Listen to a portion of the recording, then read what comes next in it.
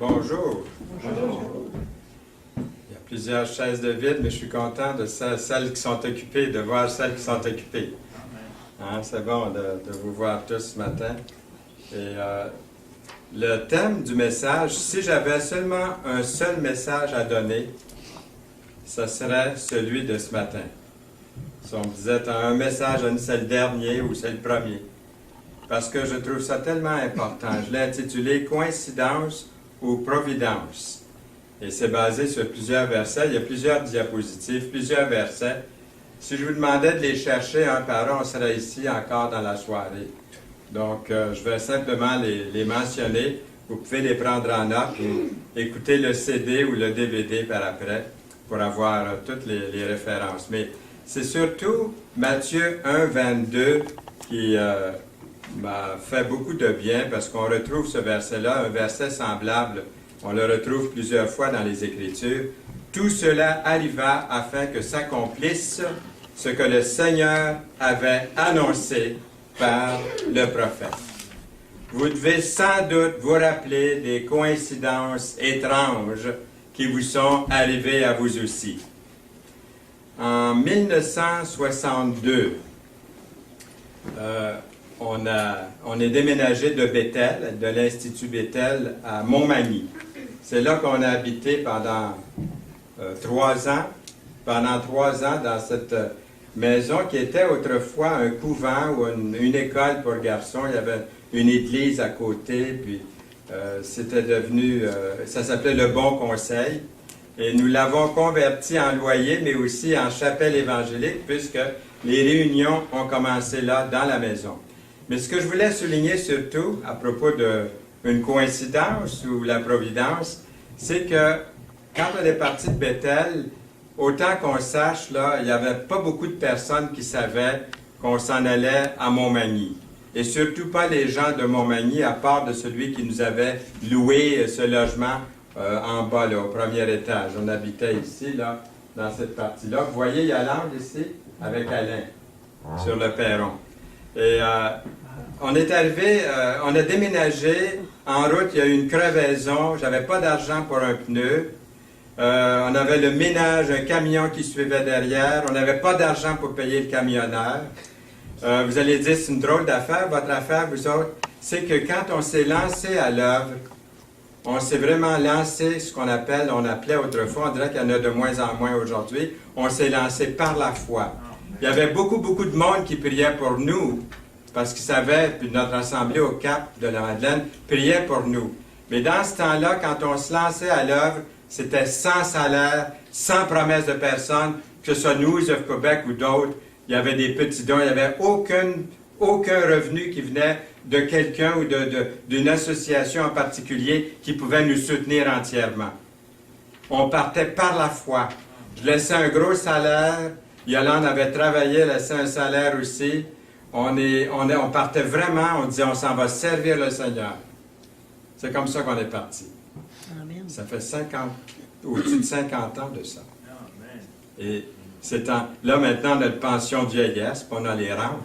Mais avant ça, c'était toujours de semaine en semaine. Dans les premiers mois de notre vie au service de Dieu, quand on est parti de Bethel et qu'on est arrivé là, on se voyait vraiment comme des missionnaires. Hein? Il y avait des rallons comme ça dans la maison. Je travaillais dans mon bureau habillé en hiver. Les 3 enfants étaient habillés toute la journée. Vous dites, le Seigneur ne prenait pas bien soin de vous, mais on avait des leçons à apprendre. 3 ans après, on est arrivé dans une belle maison, dans un quartier vraiment résidentiel. Le Seigneur a continué à bénir. Dans la même année, une chapelle, une maison, une voiture. Mais tranquillement, on a apprécié ce que le Seigneur faisait pour nous. Mais il n'y avait jamais de salaire. Je me rappelle, dans les premiers temps, il ne rentrait pas d'argent. Puis je pensais à toutes les 2 semaines, j'étais payé par la St. Lawrence Corporation. J'avais travaillé 9 ans, là. Et puis j'avais des bons salaires, puis le salaire venait pas. Qu'est-ce qu'on faisait? Toute la famille, on se mettait à genoux, puis là, l'argent arrivait après. C'était lui notre patron. C'était comme ça. Aujourd'hui, lorsque je mentionne ça, ça choque certaines personnes. C'est curieux. Même chez les chrétiens, bien surtout chez les chrétiens. parce qu'aujourd'hui, on croit qu'on ne peut plus partir comme ça par la foi.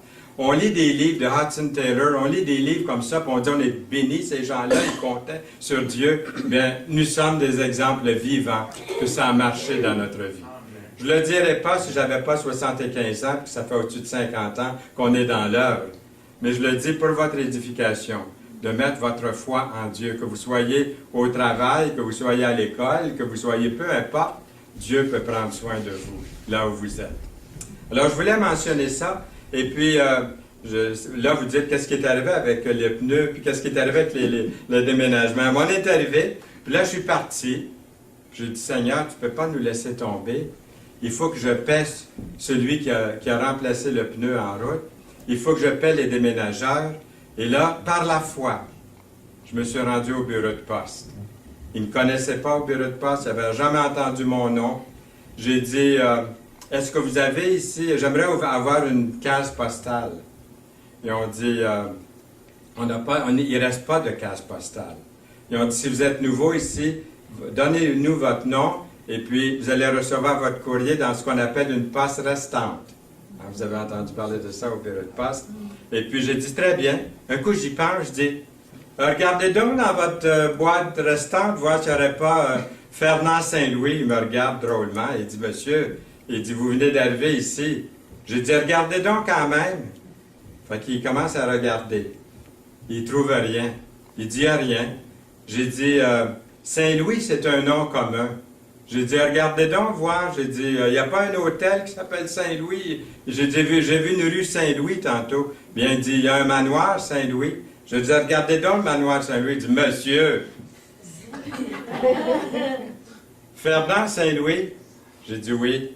Je rouvre l'enveloppe. Il y avait assez d'argent pour ouvrir un compte de banque.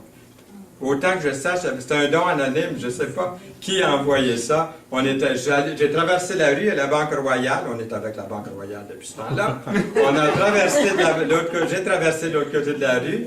Et là, après avoir déposé l'argent, je suis allé faire des emplettes pour nourrir les déménageurs, puis nourrir la famille. Quand je suis arrivé à la maison, la table était remplie de nourriture, puis ils étaient en train de manger. Je disais, qu'est-ce qui se passe? Elle dit, je ne sais pas. Elle dit, il y avait 3 boîtes virtuelles de toutes sortes dans le ménage. Puis ils étaient en train de manger. Moi, j'avais acheté un pain, puis du fromage pour faire des sandwichs, des viandes froides. Gloire à Dieu pour ça. Est-ce que vous louez le Seigneur pour ça?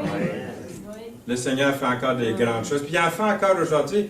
Je pourrais passer une journée à vous raconter ce que le Seigneur fait dans notre vie. C'est pas toujours apparent. Et puis dans les débuts, je n'osais pas trop parce que ça a l'air à se vanter.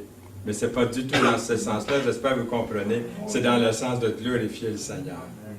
Et puis ça, c'est le bureau de poste en question, en effet, que je voulais vous montrer là. Il était bien sûr. Et puis depuis ce temps-là, bien, on est déménagé, ça fait déjà 36 ans qu'on est parti de Montmagny et le Seigneur a pris soin. Est-ce que c'était une coïncidence ou c'était la providence? Vous allez retenir le titre, je suis certain de ce message-là.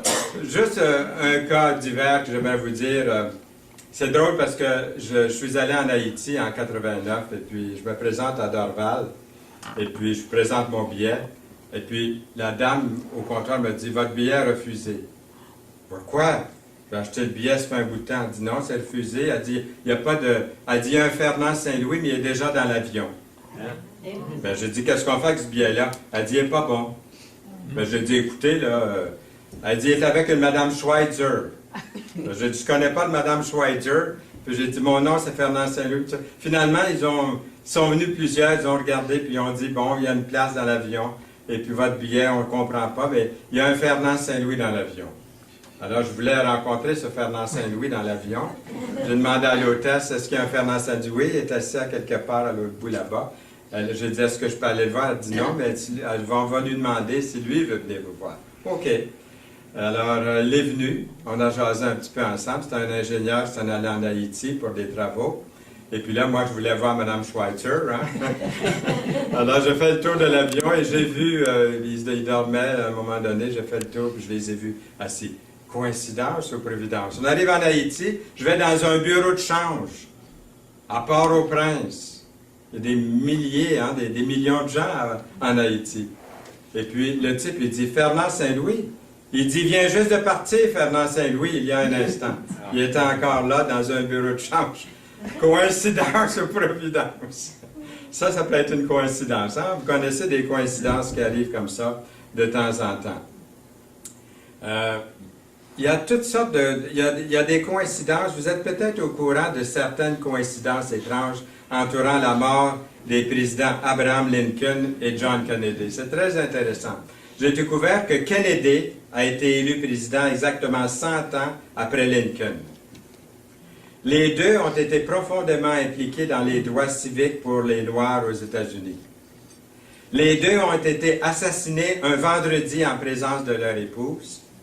Chacun a perdu un fils alors qu'il vivait à la Maison-Blanche. Le secrétaire de Lincoln s'appelait Kennedy. Le secrétaire de Kennedy s'appelait Lincoln. Lincoln a été abattu dans le Ford Theater. Kennedy a été assassiné dans un cabriolet, une voiture décapotable. Lincoln fabriqué par la Ford Motor Company. Et puis, l'assassin de Lincoln a commis son crime dans un théâtre et a été rattrapé dans un entrepôt. Et je n'ai pas besoin de vous dire le reste. L'assassin de Kennedy s'échappa d'un entrepôt et fut rattrapé dans un théâtre. Drôle de coïncidence, hein? Les deux meurtriers ont été assassinés avant leur procès. Les deux présidents ont été remplacés par des vice-présidents du nom de Johnson, qui sont nés l'un en 1808 et l'autre en 1908. Drôle de coïncidence. Vous direz peut-être drôle de coïncidence. Par exemple, regardez cette photo. Une autre probabilité, les ressemblances. Le photographe indonésien Ilham Anas joue le sosie du président américain sur une chaîne de télévision indonésienne, car c'est son métier désormais. Âgé de 34 ans, Anas ressemble, sous certains angles, au chef de la Maison-Blanche, qui lui a assuré une notoriété éclair, instantanée. Donc, la ressemblance est assez étrange. Quand je vais au bureau de poste à tous les jours, il y a un monsieur, là, un restaurant libanais, quand il me voit, il dit « Bonjour, monsieur le maire ». Il me disait ça, maintenant c'est une mairesse que nous avons, mais il me disait toujours « Bonjour, monsieur le maire ». À un moment donné, je lui ai dit « Pourquoi est-ce qu'il dit ça? Il fait des farces ou quoi? » Je suis allé le voir, je lui ai dit « Pourquoi vous m'appelez monsieur le maire? » Il dit « Vous n'êtes pas le maire, vous, de Bel-Oeil? » J'ai dit non. Là, j'ai regardé la photo du maire, puis il y a une ressemblance. Il me prenait pour le maire. J'ai dit, je suis évangéliste. Et puis, pasteur, tout ça. Donc, j'ai pu lui témoigner un petit peu en passant. Maintenant, quand je le vois, il me salue toujours, mais il ne m'appelle plus monsieur le maire. Comment pouvons-nous discerner la différence entre la vérité, aujourd'hui, hein, il y a tellement de coïncidences, de choses, puis le mensonge? Une simple coïncidence ou la providence divine? C'est une bonne question à se poser. Parce qu'on vit à une époque où on est beaucoup plus savant avec tout ce qui est annoncé, tout ce qu'on voit, tout ce qu'on apprend. Par exemple, la probabilité des dés.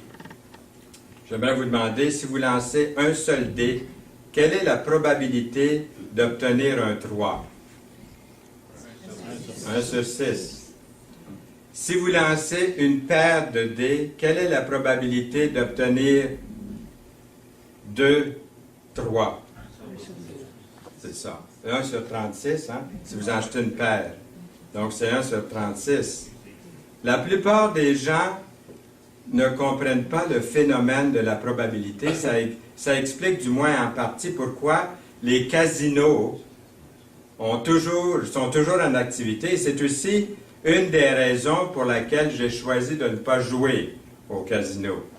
Hein, je vais faire ce que je fais, là, parce que je n'ai jamais joué au casino, je n'ai pas envie de jouer non plus. Mais il y en a qui connaissent peut-être moins les probabilités, et puis ils sont portés à jouer, et les probabilités, des fois, sont tellement immenses. Coïncidence ou providence? Parfois, l'invraisemblance est si grande et les circonstances sont si particulières que vous êtes obligé de conclure qu'il y a quelque chose là-dedans, là, ça ne se peut pas que ce soit une coïncidence. Hein? Il y a des moments comme ça. Que le résultat doit être dû à la providence. Ça n'a pas de sens, ça n'a pas de bon sens. Non pas c'est une simple coïncidence. Parfois, le Dieu Tout-Puissant hein, doit être à l'origine, il doit être intervenu dans quelque chose. Qu'en est-il, par exemple, du Seigneur Jésus-Christ? Qui est-il? Quels ont été les différents aspects de sa vie? Seulement une coïncidence?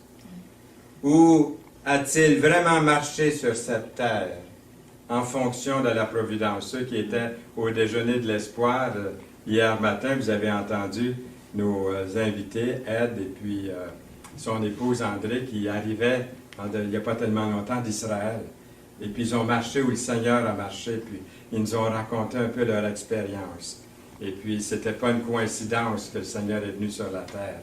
Il est vraiment venu. Jésus-Christ a-t-il accompli tout ce que les prophètes ont annoncé à son sujet? Il y a des centaines de prophéties concernant la première venue du Messie juif dans l'Ancien Testament. Jésus correspond-il à ces prophéties, à ces prophètes? Si oui, est-ce seulement une coïncidence ou du hasard? Ou était-ce par la providence divine? Pendant ces quelques instants ce matin que le Seigneur nous accorde ensemble, examinons brièvement la vie unique du Seigneur Jésus-Christ, des centaines d'années avant sa naissance, de nouveaux événements de sa vie étaient déjà déterminés. Il y en a ici qui connaissent mon adresse. En effet, je dois donner mon adresse à quelqu'un tantôt, mon adresse de courriel. Là. Elle est unique, mon adresse de courriel. Hein. Il y en a pas, ils ne sont pas supposés d'en avoir d'autres qui ont cette adresse-là. Comme mon adresse personnelle chez moi, là, me distingue de tout le monde sur la planète. Votre adresse aussi, ça vous distingue de toute la population des milliards qu'il y a sur la planète, votre adresse. C'est pas vrai? Le Canada me sépare du reste des nations du monde. Le Québec me distingue du reste des 10 provinces du Canada. Mon adresse est unique. Elle me distingue de tout le monde sur la planète. Si vous vous trompez dans mon adresse, ça n'arrive pas chez nous, hein? Même si des fois c'est mal appelé, finalement, ça nous rejoint parce qu'on a la bonne adresse. De même, le Messie, Jésus, avait une adresse particulière, unique, en son genre. Une adresse annoncée des centaines d'années avant sa naissance. Le premier chrétien, ou les premiers chrétiens, après l'ascension de Jésus, qui est monté au ciel, n'ont pas négligé d'affirmer fortement tout ce que les prophètes avaient prédit concernant Jésus. Ils ont fait appel à la prophétie, souvent afin de prouver qui était Jésus. Par exemple, Matthieu, dans son évangile, dit que plus d'une douzaine de fois, tout cela arriva afin que s'accomplisse ce que le Seigneur avait annoncé par le prophète. On retrouve ces paroles-là souvent. « Voici, la Vierge sera enceinte, elle enfantera un fils, et on lui donnera le nom d'Emmanuel, ce qui signifie Dieu avec nous. » Matthieu 1, 22. Joseph se leva, prit de nuit le petit enfant et sa mère et se retira en Égypte. Il y resta jusqu'à la mort d'Hérode. Et regardez ce que j'ai souligné. Afin que s'accomplisse ce que le Seigneur avait annoncé par le prophète. J'ai appelé mon fils hors d'Égypte. Matthieu 2, 14. Regardez ce que j'ai souligné ici. Alors s'accomplit ce qui avait été annoncé par Jérémie, le prophète. On a entendu des cris à Rama, des pleurs et de grandes lamentations. Rachel pleure ses enfants et n'a pas voulu être consolée parce qu'ils ne sont plus. C'est le massacre qu'il y avait eu là, avant que, lorsque Jésus est né, et puis qu'on voulait éliminer le Seigneur Jésus dans Matthieu 2, 17. Vint demeurer dans une ville appelée Nazareth, et j'ai souligné Nazareth, afin que s'accomplisse ce qui avait été annoncé par les prophètes. Il sera appelé Nazaréen, ou Jésus de Nazareth dans Matthieu 2, 23. quelques-uns de ceux qui étaient avec nous sont allés au sépulcre et ils ont trouvé les choses comme les femmes l'avaient dit, mais lui, ils ne l'ont point vu. Alors Jésus leur dit, dans Matthieu 24, versets 24 à 25, « Ô homme sans intelligence, et dont le cœur est lent à croire, et j'ai souligné tout ce qu'ont dit les prophètes. Ne fallait-il pas que le Christ souffre ces choses et qu'il entre dans sa gloire? Et commençant par Moïse et par tous les prophètes, il leur expliqua dans toutes les Écritures ce qui le concernait. Puis il leur dit, « C'est là ce que je vous disais lorsque j'étais encore avec vous. » Et là, j'ai souligné qu'il fallait que s'accomplisse tout ce qui est écrit de moi, dans la loi de Moïse, dans les prophètes et dans les psaumes. Luc 24, 44. Alors il leur ouvrit l'esprit, afin qu'ils comprennent les Écritures, et il leur dit, « Ainsi il est écrit que le Christ souffrirait, et qu'il ressusciterait des morts le troisième jour. » Luc 24, 45. Et que la repentance et le pardon des péchés seraient prêchés en son nom à toutes les nations. À commencer par Jérusalem, vous êtes témoins de ces choses. Matthieu 24, 47. Jésus a également mis beaucoup d'importance sur l'accomplissement de la prophétie. 2 fois, le soir de sa résurrection, Jésus a parlé à ses disciples de ses souffrances, de sa résurrection. Les prophéties concernant Jésus peuvent être divisées, peuvent être divisées en 4 catégories. Sa généalogie, sa naissance, son ministère, sa mort et sa résurrection. Commençons avec sa généalogie. Dans Genèse, les chapitres 9 et 10, nous apprenons par ces chapitres que Noé avait 3 fils, Sam, Cam, Japheth. Aujourd'hui, toutes les nations du monde descendent de ces 3 hommes, vous et moi. La lignée de Jésus-Christ ne pouvait passer que par l'un de ces 3 hommes. Vous savez lequel? Noé avait 3 fils et un seul serait de la lignée du Messie Jésus. Dieu ici élimine les 2/3 des nations du monde à venir de la lignée du Messie. Le Messie viendrait à travers la lignée de Sam. Probabilité de 1 sur 3.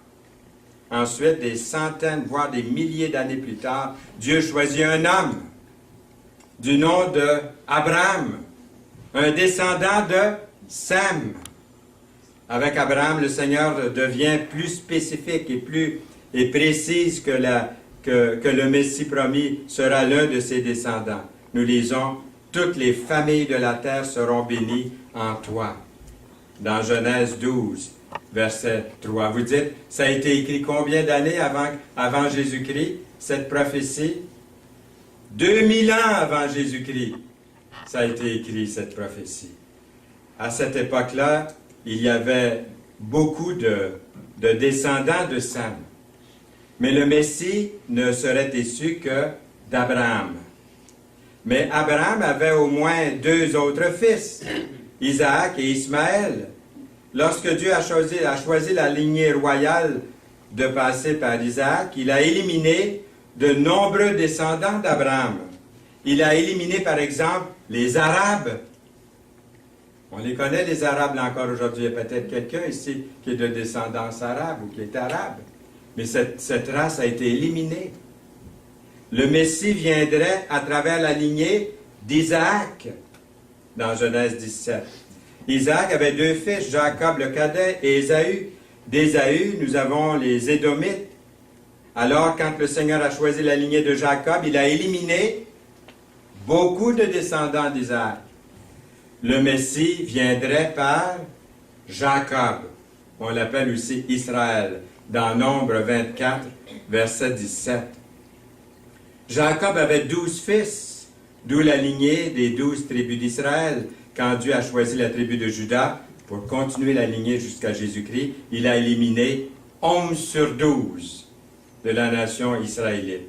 Le Messie viendrait par la tribu de Juda, et non de Gad, d'Asher, de Lévi ou de Benjamin, mais uniquement de Juda. Uniquement de Juda. Bien entendu, la tribu de Juda était composée de familles nombreuses. Mais Dieu a choisi la famille de Jesse dans 1 Samuel 16. Jesse avait 8 fils. Dieu élimine 7 sur 8 de la lignée de la famille de Jesse quand il a choisi le plus jeune fils, David. Le Messie viendrait de la maison de David, par David.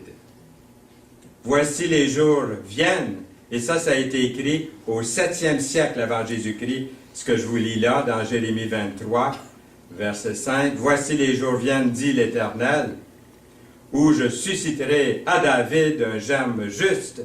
Il régnera en roi et prospérera. Il pratiquera la justice et l'équité dans le pays. En son temps, Juda sera sauvé. Israël aura la sécurité dans sa demeure. Et voici le nom dont on l'appellera l'Éternel, notre justice. C'est encore une prophétie à venir pour la grande partie de ce verset-là. Croyez-vous que ça va arriver? On peut voir l'improbabilité statistique à mesure que nous avançons. Le Christ a dû être de la lignée de Sem, un descendant d'Abraham, de la lignée d'Isaac, de la lignée de Jacob, de la tribu de Juda, de la famille de Jesse, de la maison de David. Pas n'importe qui pourrait être le Messie. C'est la raison d'être de la généalogie dans le chapitre 1 de Matthieu. La première fois que j'ai lu ça, j'ai trouvé ça plate. Lire les généalogies dans la Bible. Maintenant, je les trouve de plus en plus intéressantes. Les généalogies, je les lis maintenant. Avec des noms compliqués dans l'Ancien Testament, impossible à les prononcer des fois. Et puis, peu importe qui pourrait être le Messie. Pas n'importe qui pourrait être le Messie, d'après l'Écriture. C'est la raison d'être de la généalogie dans le chapitre 1 de Matthieu. Le Messie devait être de la bonne lignée. Annoncé dans les Écritures, prophétisé longtemps d'avance. Jésus était de la maison de David, Luc 3, 31. Il a accompli les prophéties concernant son patrimoine. Assez pour le moment pour sa généalogie. Passons à sa naissance. Que Jésus soit né à Bethléem. Et toi, Bethléem. Et ça, c'est écrit au 8e siècle. 8e siècle avant Jésus-Christ, que je vous lis là. Dans Michée 5, 2. Et toi, Bethléem Ephrata, petite entre les milliers de Juda, de toi sortira pour moi celui qui dominera sur Israël et dont les activités remontent aux temps anciens, au jour de l'éternité. Les Juifs attendent le Messie à cause d'un verset comme ça. Parce qu'ils disent, il va dominer sur Israël. Ils n'ont pas vu le Messie quand il est venu la première fois. Nous allons voir d'autres versets qui nous confirment qu'il est vraiment celui. Ici, c'est encore prophétique. Un jour, il va régner sur Israël dans la victoire, mais c'était prophétisé déjà au 8e siècle avant Jésus-Christ. Quelles sont les probabilités? Dieu ici élimine toutes les autres villes du monde entier, là, et Dieu sélectionne là, la petite ville charmante de Bethléem comme le berceau de son Fils, le Messie. Jésus a été élevé en Nazareth, comme on sait, en Galilée, mais il est né à Bethléem, et c'était prophétisé. Nous avons le passage aussi dans le Nouveau Testament, dans Matthieu 2, versets 1 et 5. Que Jésus soit né d'une jeune fille vierge. Nous lisons 700 ans avant Jésus-Christ. C'est pourquoi le Seigneur lui-même vous donnera un signe. Voici la Vierge deviendra enceinte. Je trouve que c'est un grand signe, ça là. Elle enfantera un fils. Combien sont nés comme ça d'une vierge sans connaître de père humain? Un fils, et elle lui donnera le nom d'Emmanuel. Dieu avec nous, le nom veut dire. Dans Ésaïe, 700 ans avant Jésus-Christ. Ésaïe 7, verset 14. Une naissance naturelle, Jésus a connu une naissance naturelle, d'une conception surnaturelle. Conçu du Saint-Esprit, Matthieu 1, 18. La naissance du Messie a été au-delà de la planification de l'âme ou du contrôle de l'âme. le messager Jean-Baptiste. Et quand Jean-Baptiste a annoncé Jésus, sa venue et tout ça, le temple était là, hein? Le temple, le deuxième temple était érigé, était à Jérusalem. Nous lisons, « Voici, j'enverrai mon messager. » Et ça, c'est dans Malachie. Plusieurs centaines d'années avant Jésus-Christ, c'était prophétisé. « Il préparera le chemin devant moi. Et soudain entrera dans son temple le Seigneur, que vous cherchez. Et le messager de l'Alliance que vous désirez, voici, il vient, dit l'Éternel des armées. » Et en particulier, dans Daniel chapitre 9, nous dit que le Messie viendra alors que le temple de Jérusalem sera encore là debout. Il était beau, hein, c'est une maquette ici, selon la conception artistique, mais il était beau ce temple. Et un jour, nous verrons un temple à nouveau. Peut-être que l'Église sera déjà enlevée quand ça va arriver. Cela est significatif lorsque le temple a été détruit. En l'an 70, ce temple a été détruit après 70 après Jésus-Christ. Et toute personne née depuis ce temps-là ne pouvait pas être qualifiée comme Messie, parce que ça avait été prophétisé. Jésus a accompli toutes ces prophéties importantes concernant sa naissance. Il est né d'une vierge, né à Bethléem de Judée, né alors que le temple existait encore, selon Ésaïe 9, les versets 6 et 7, pour une prophétie concernant sa naissance. Troisièmement, le ministère de Jésus. Nous lisons, il se rendit à Jérusalem, à Nazareth, où il avait été élevé, et selon sa coutume, il entra dans la synagogue. Et ça, c'est très intéressant ce que nous allons lire ici. Là, c'est Jésus qui est en train qui va lire quelque chose, là. C'est Jésus qui se présente ici. Et regardez bien comment Jésus va annoncer quelque chose de prophétique, qui nous concerne tous. Il entra dans la synagogue le jour du sabbat, il se leva pour faire la lecture. On lui remit le livre du prophète Ésaïe. Et Ésaïe, ça a été écrit quelques centaines, 700 ans avant Jésus-Christ. On lui remit le livre du prophète Ésaïe. L'ayant déroulé, il trouva l'endroit où il était écrit « L'Esprit du Seigneur est sur moi ». C'est Jésus qui est en train de lire ici, là. « Parce qu'il m'a oint pour annoncer la bonne nouvelle aux pauvres. » Ah! Il m'a envoyé pour guérir ceux qui ont le cœur brisé. Les Juifs attendaient un David, hein, un Moïse, ils attendaient un chef militaire. Mais regardez ce qui est écrit, ce que Jésus est en train de lire. La prophétie est en train de se réaliser devant leurs yeux. Est-ce qu'ils vont le voir? Est-ce qu'ils vont le comprendre? Pour guérir le cœur de ceux, pour guérir ceux qui ont le cœur brisé, au verset 19, pour proclamer aux captifs la délivrance et aux aveugles le recouvrement de la vue, pour envoyer libres les opprimés, pour publier une année de grâce du Seigneur. Le Seigneur vient de citer Ésaïe 61, versets 1 et 2, qui a été écrit 700 ans avant Jésus-Christ. Ensuite, remarquez bien, ensuite il roula le livre, le remit au serviteur et s'assit. Tous ceux qui se trouvaient dans la synagogue avaient les regards fixés sur lui. Ils devaient se demander, est-ce qu'il a lu ça pour lui? Est-ce qu'il l'applique à lui? Ça se peut-tu? Se peut-il? Alors, tous ceux qui se trouvaient dans la synagogue avaient le regard fixé sur lui. Alors, il commença à leur dire, écoutez bien, qu'est-ce qu'il dit Jésus? Aujourd'hui, cette parole de l'Écriture que vous venez d'entendre est accomplie. C'est pas beau ça? Hein, ça nous tente de crier Alléluia quand on lit un passage comme ça. On devient démonstratif quand on lit ça. Jésus n'a pas lu ce qui n'est pas encore arrivé. Je vous laisse le soin d'aller voir ce qu'il n'a pas lu. Mais il n'a pas lu ce qui est à venir. Il a arrêté juste où est-ce que c'est que ça le concernait pour le moment, pour sa première venue. Mais le reste du verset, ça parle des prophéties encore à venir. Qu'il sera un prophète plus grand que Moïse. Je leur susciterai du milieu de leurs frères un prophète comme toi. Je mettrai mes paroles dans sa bouche et je leur dirai, il leur dira tout ce que je lui commanderai. Dans Deutéronome, 1400 ans avant Jésus-Christ, ça a été écrit. Quelle prophétie! Les miracles de Jésus.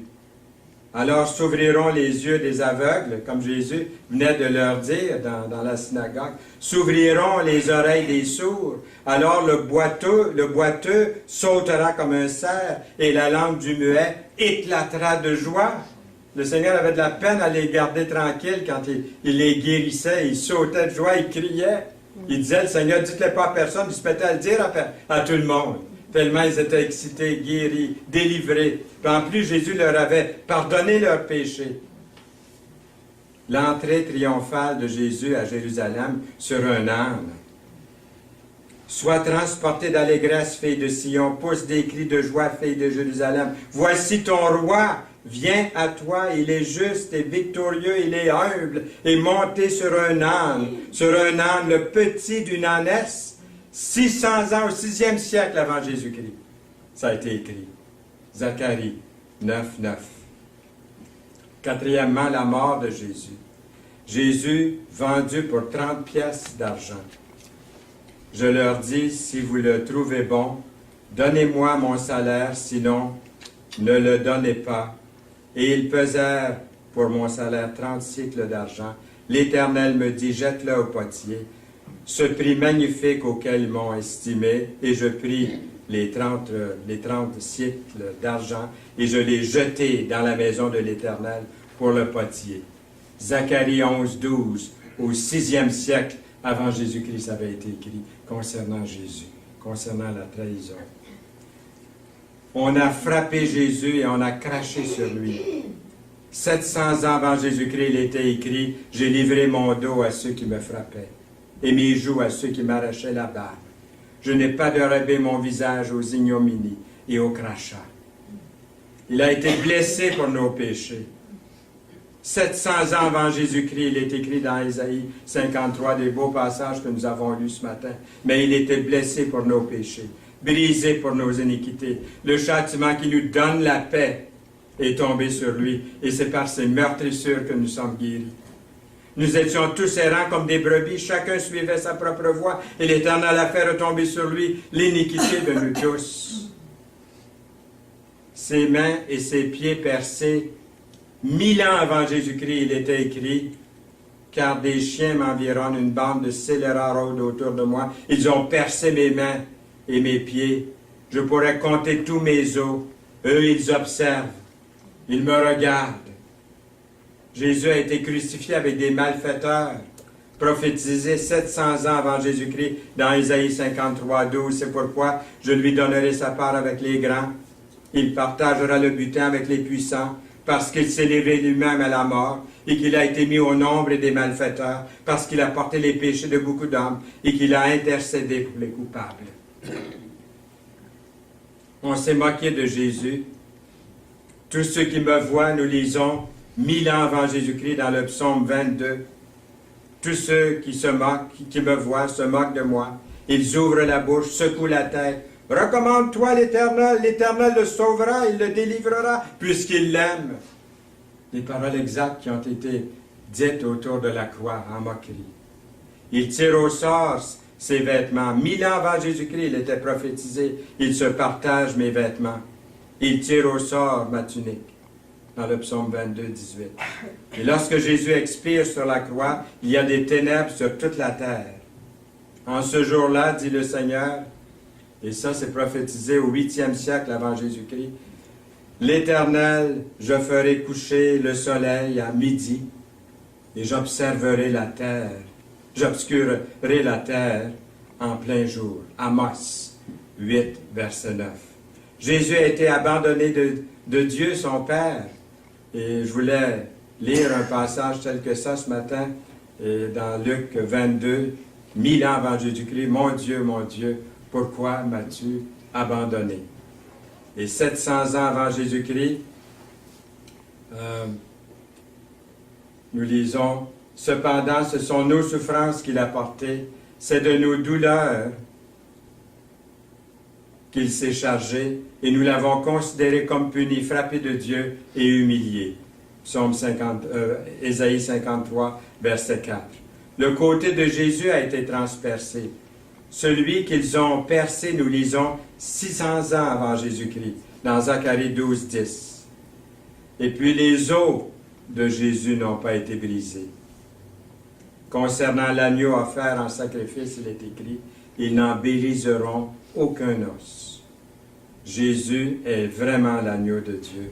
Ça a été écrit 1400 ans avant Jésus-Christ, que les os de Jésus n'en briseront aucun. Quelle prophétie! On offre à Jésus du fiel et du vinaigre, prophétisé 1000 ans avant Jésus-Christ. Pour apaiser ma soif, il m'abreuve de vinaigre, dans le psaume 69, verset 21.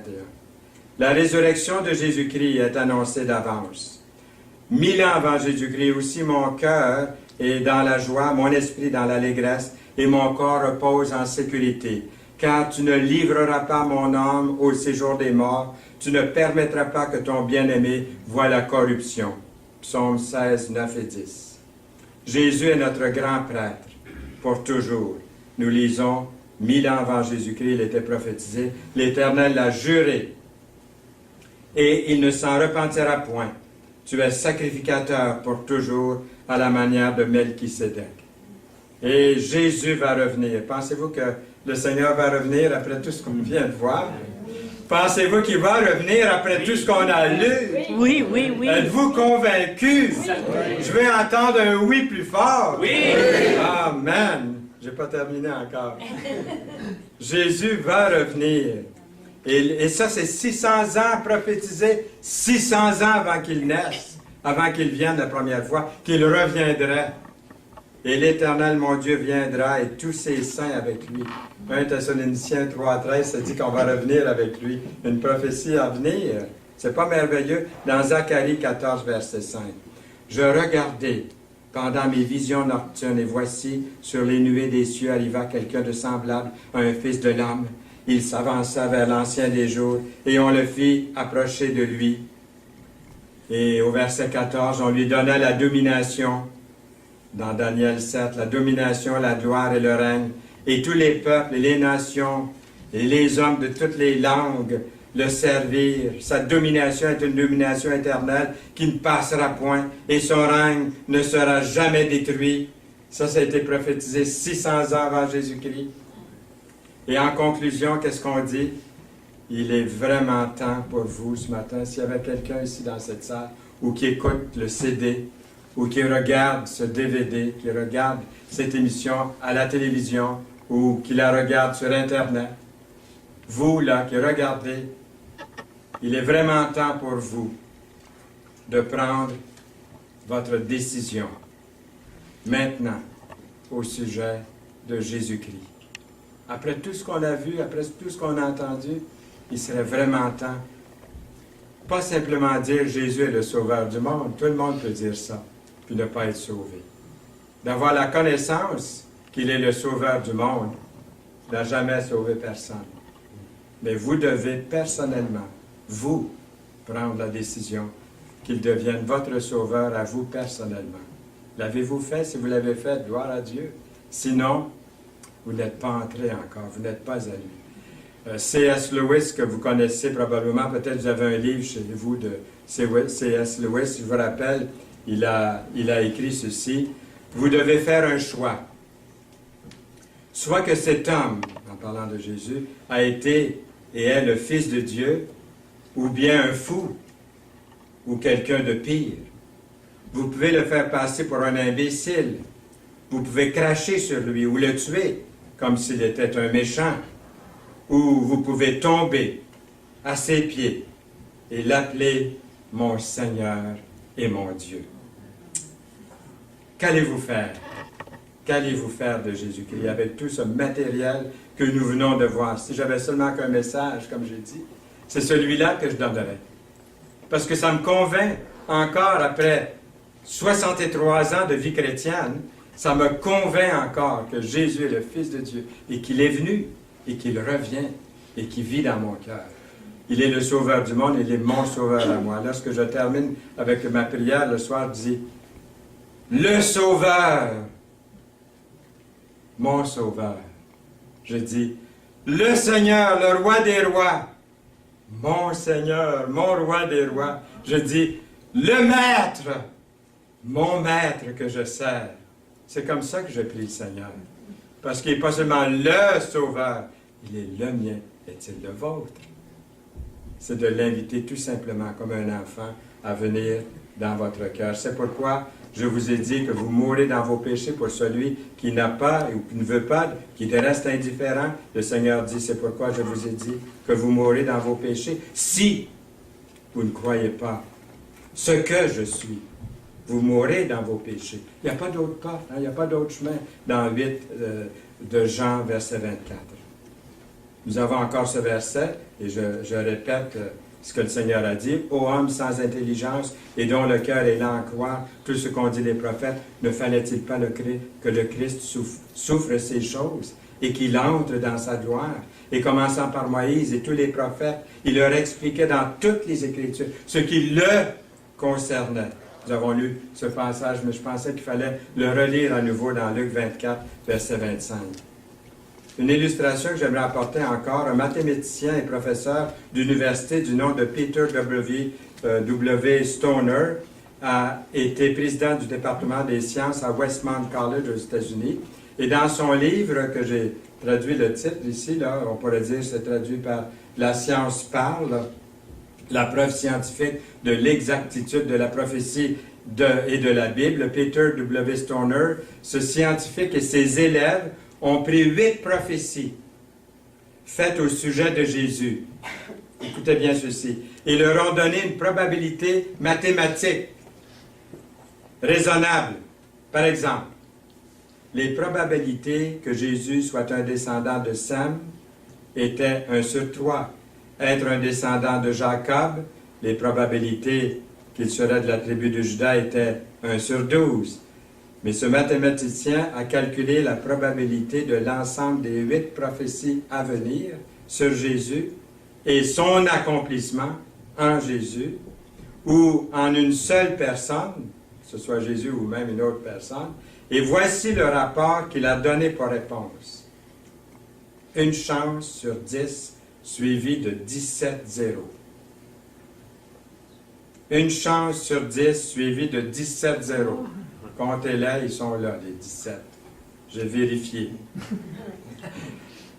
Alors, quelle est la probabilité de survie si vous sautez d'un avion à 20 000 pieds d'altitude, sans parachute? Survivre, la probabilité est très élevée pour que vous perdiez la vie. La probabilité de survie après une telle chute est telle que personne n'oserait tenter un tel coup de folie. Pourtant, les probabilités que Jésus est providentiellement rempli de nombreuses prophéties sont aussi élevées que ça. Et beaucoup risquent de ne pas croire en lui. Pourquoi s'obstiner à ne pas croire en Jésus? Pourquoi? Comment savons-nous que Jésus était le Messie? Pourquoi croyons-nous qu'il est le Fils de Dieu? Une des raisons en est que son adresse à Jésus est unique. Malgré toutes les probabilités, les nombreuses prophéties qu'il a accomplies durant son ministère terrestre n'ont pas eu lieu par hasard. Non, ça a été voulu par Dieu. Seul le Christ est votre Seigneur. J'aime beaucoup cette traduction dans Parole vivante, dans 1 Pierre 3,15, qui dit « Seul le Christ est votre Seigneur. Honorez-le comme tel dans vos cœurs et consacrez-vous entièrement à lui. Si l'on vous demande des explications au sujet de votre espérance, soyez toujours prêts à la justifier, courtoisement et dans le calme, avec modestie et respect. Voici, la Vierge sera enceinte, elle enfantera un fils, et on lui donnera le nom d'Emmanuel, ce qui signifie Dieu avec nous. Amen. Amen. Seigneur, merci pour cette parole ce matin. Quelle puissance tu nous as parlé par ces prophéties. Et toi-même, tu nous as dit d'écouter les prophètes, d'écouter les prophéties qui te concernaient. Merci d'être dans mon cœur, dans ma vie, dans le cœur de mes frères et sœurs dans le Seigneur ici ce matin. Et s'il y avait quelqu'un encore à l'écoute, qui a vu ou qui a entendu ces paroles, qui n'a pas encore l'assurance de son salut, en Jésus, qu'il puisse l'inviter personnellement, un Jésus personnel pour sa vie propre, sa vie à lui, à elle, afin de vivre pour l'éternité, dans les délices éternels, dans la présence d'un Dieu parfait, qui nous comble de bonheur, de gaieté et de paix pour l'éternité. Au nom de Jésus-Christ. Amen. Amen.